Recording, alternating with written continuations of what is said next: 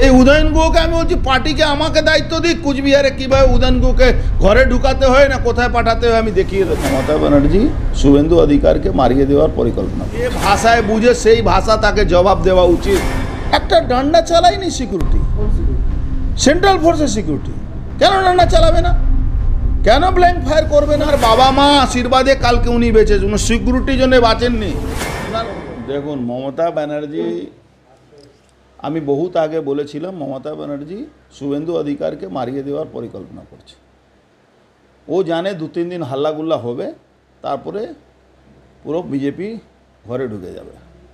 ও পরিকল্পনা আছে, এটা আমি আগেও বলেছিলাম।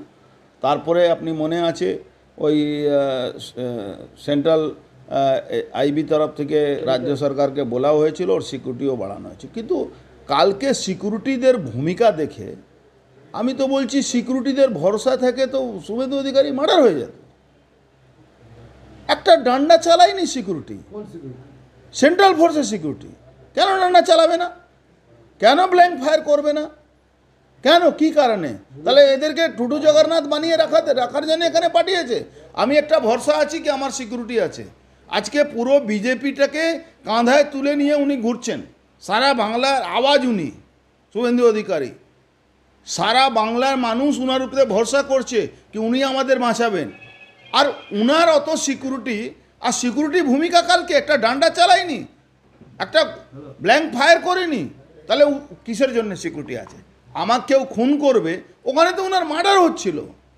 উনি কপাল, উনার বাবা মা আশীর্বাদে কালকে উনি বেঁচেছেন, উনি সিকিউরিটির জন্য বাঁচেননি, উনার বাবা মা আশীর্বাদে উনি বেঁচেছেন। Mamata Banerjee full proof plan ছিল, Mamata Banerjee full proof plan ছিল, আর তার দায়িত্ব নিয়েছিল উদয়ন গুহ।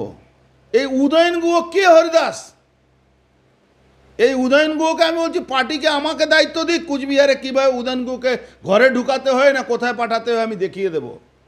এই উদয়ন গুহ নিজেকে কি ভাবছে? ভারতবর্ষে আইনের ঊর্ধ্বে, ভারতবর্ষের সংবিধান ওর পকেটে আছে। মমতা ব্যানার্জি পুলিশের ক্ষমতা থাকলে যাকে তাকে কখনো নিশীথকে মারছে, কখনো এমএলএদেরকে মারছে, কখনো শুভেন্দু অধিকারী অত সিকিউরিটি নিয়ে যাচ্ছে, তারপরে তাকে খুন করে দেবে। দেখুন কিভাবে ঘরে ঢুকাবে সে ব্যাখ্যা আপনাকে আমি করতে পারবো না, কিন্তু ওকে ঘরে ঢোকাবার আমার ক্ষমতা আছে, আমি ঘরে ঢুকিয়ে দেবো। কিভাবে ঢুকাবো সেটা আপনাকে বলতে পারছি না, আমার বলাও ঠিক না। কিন্তু কোনো লোক যেভাবে ও রোহিঙ্গিয়ার আর মুসলমানদের বাংলাদেশি আতঙ্কবাদীদেরকে নিয়ে কালকে ফুল প্রুফ প্ল্যান করেছিল, এই উদয়ন গুহকে সঠিক জবাব দেওয়ার জন্য সঠিক ব্যবস্থা করা দরকার। আর সেটা পারবে কেউ না, আমি পারবো। আমি দায়িত্ব নিয়ে বলছি আমি পারবো।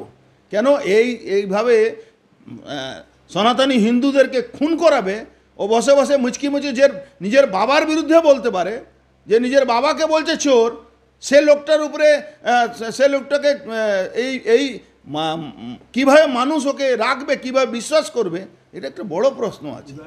যে ভাষায় বুঝে সেই ভাষা তাকে জবাব দেওয়া উচিত।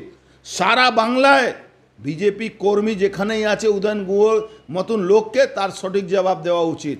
আর থাকবে আসামে বর্ডারে, আর শুভেন্দু অধিকারীকে খুন করাবে আর বাহাল তবিয়তে থাকবে, এটা ঠিক না, এটা মানতে পারছি না আমরা।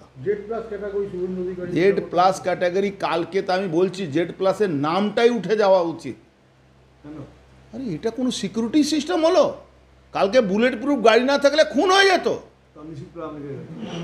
নিশীথ পরমাণিককে আমি ধন্যবাদ জানাবো, একটা গাড়ি দিয়েছিল ওনাকে, সে তো সরকার দেয়নি, ওর তো পার্সোনাল গাড়ি আছে নিশীথ পরমাণিক।